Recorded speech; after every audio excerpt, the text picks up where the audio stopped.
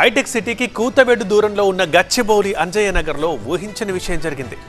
నిబంధనలని గాలి కొదిలేసి ఎలాంటి నాణ్యతా ప్రమాణాలు పాటించకుండా నిర్మించిన ఒక 7 అంతస్తుల భవనం ఉన్న పలంగా పేక మెడలా కుప్పకొలిపోయింది.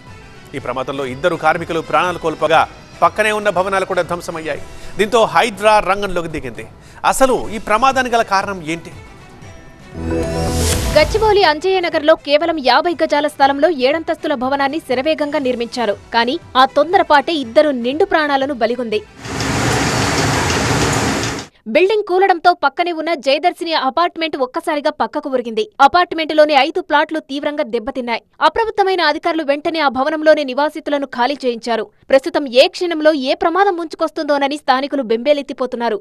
శిథిలాధారాల కింద ఎవరైనా ఉన్నారేమోనని రెస్క్యూ టీంలు మైక్రో కెమెరాలతో గాలింపు చర్యలు ముమ్మరం చేశాయి. సమాచారం అందుకున్న వెంటనే హైడ్రా కమిషనర్ రంగనాథ్, సైబరాబాద్ కమిషనర్ సృజన, స్థానిక ఎమ్మెల్యే గాంధీ ఘటనా స్థలాన్ని పరిశీలించారు.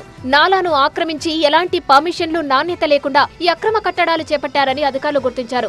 బిల్డర్ సాజిద్ ఎలాంటి నిబంధనలు పాటించకుండా ఈ నిర్మాణాలు చేపట్టి విక్రయిస్తున్నట్టు గుర్తించింది హైడ్రా. ఈ ప్రాంతంలో నాలాను ఆక్రమించి బిల్డింగ్స్ నిర్మించారని, పక్కనున్న అక్రమ బిల్డింగ్స్ అన్నిటినీ తక్షణమే తొలగిస్తామని కీలక కామెంట్స్ చేశారు.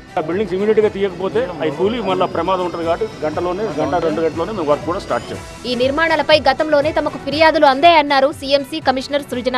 4 నెలల క్రితమే ఈ నిర్మాణాలను నిలిపివేసి బిల్డింగ్ ను సీజ్ కూడా చేశామని, కానీ శుక్రవారం నుంచే మళ్లీ రహస్యంగా పనులు ప్రారంభించారని చెప్పారు. సీజ్ చేసిన తర్వాత 4 నెలలుగా పని జరగట్లేదు. నిన్న మొదలు పెట్టారు.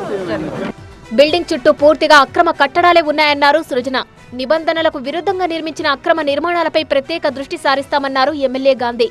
గతంలో కోర్టు ఆదేశాలతో కొన్ని కూల్చివేతలు నిలిచిపోయాయని, ఇప్పుడు ప్రాణాలకు ముప్పు పొంచి ఉన్నందున కఠిన చర్యలు తప్పవని చెప్పుకొచ్చారు. అంజయ్ నగర్ ప్రాంతం ఇప్పుడు అక్రమ నిర్మాణాలకు కేరాఫ్ గా మారిందనే విమర్శలు వ్యక్తమవుతున్నాయి.